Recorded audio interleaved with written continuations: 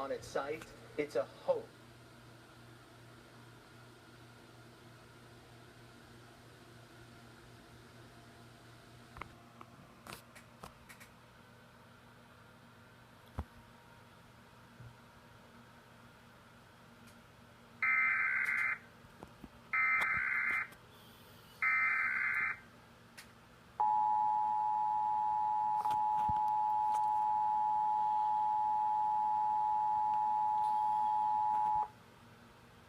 This is a national test of the emergency alert system.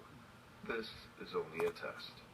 Broadcast and cable operators in your area have developed this system in voluntary cooperation with FEMA, the FCC, and local authorities to keep you informed in the event of an emergency. If this had been an actual emergency, an official message would have followed the alert tone.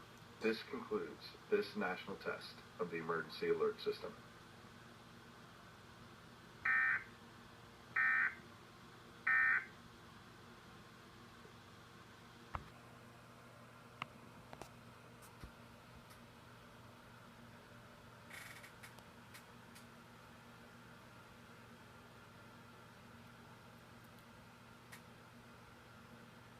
How big, how small, really holiday miracles for kids and